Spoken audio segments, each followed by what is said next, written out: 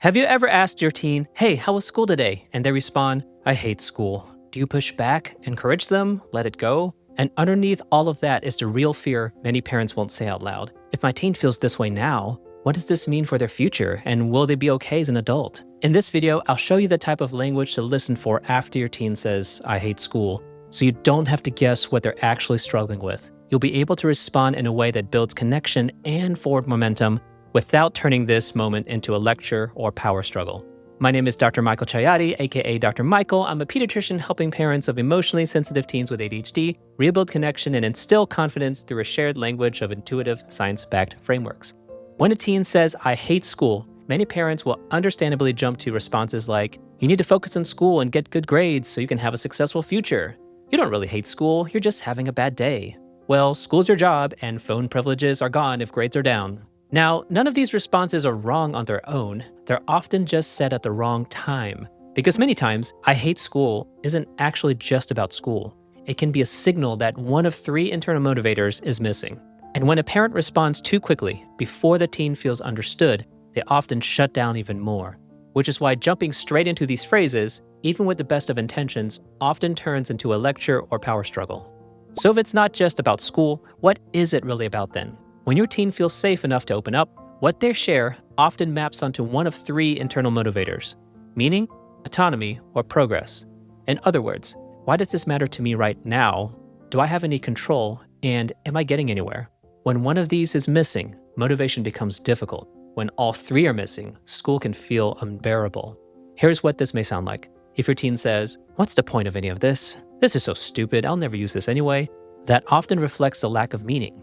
If they say, I'm tired of being told what to do, there are just too many rules, that points to a loss of autonomy. If they say, no matter what I do, I just don't get it, I'm just bad at school, that signals a lack of progress. So if the phrase, I hate school is only the first clue, what should you do in the moment? Here's the guiding principle. Lead with connection, problem solve second. That is, we acknowledge before trying to problem solve. When problem solving comes before they're ready, teens often shut down further, making it even harder to understand what they're actually struggling with. Here are a few simple examples of what you could say. That sounds really heavy. Thank you for telling me. Seems like things have been tough lately. I'm glad you shared that with me. Now that you've acknowledged, it can be very tempting to try to fill the space, but let the pause be your friend. Sometimes those few seconds of silence invites them to open up even more. And if they do, listen for clues. If it's meaning, you might further acknowledge, it makes sense why this feels pointless to you right now. If it's autonomy, I can see why it feels frustrating to have so little control. If it's progress, it must be exhausting to feel like you're trying and not getting anywhere. This can be hard as a parent because you have so much you want to say, so many ways you want to encourage and motivate your teen, but remember this, you cannot force motivation. No one can. What you can do is cultivate an environment where motivation has room to grow. And that's what you're doing when you listen, acknowledge, and meet them where they are. And without saying it out loud, you're communicating to them, I'm willing to sit with you in this, not to fix, not to add pressure, but to support you.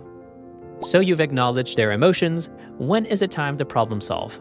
There are usually signs. They begin to open up. Their body language relaxes. You can tell they're less on edge than before. Sometimes this happens quickly. Other times your teen needs more space, and that's okay. When the moment feels right, gently nudge them forward with an invitation. For example, if autonomy seems to be the struggle, you could say, I can see why it feels frustrating to have so little control. I have some ideas that might give you a bit more say, at least around homework. Would you rather talk about that now or later? That invitation alone gives them autonomy in how the conversation continues.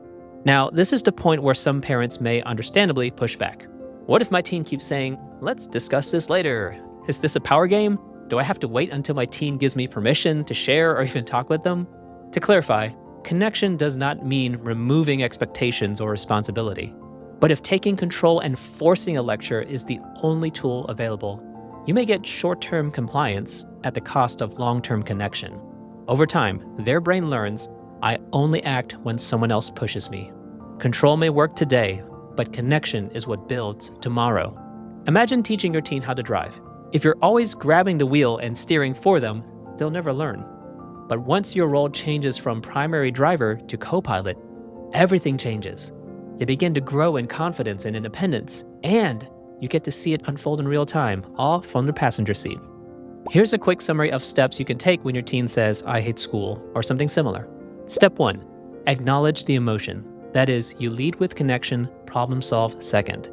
Step 2, let the pause be your friend. That silence gives your teen the space to think, and sometimes they will open up even more, revealing whether meaning, autonomy, or progress is missing. Step 3, when the moment feels right, offer an invitation to problem solve. You cannot force motivation, but you can help it grow. Now, just to be clear, sometimes I hate school is about something very real happening outside your teen, like bullying or a situation that needs direct attention.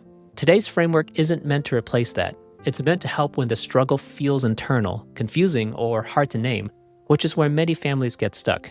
In fact, this framework makes much more sense when you see where it fits in the bigger picture.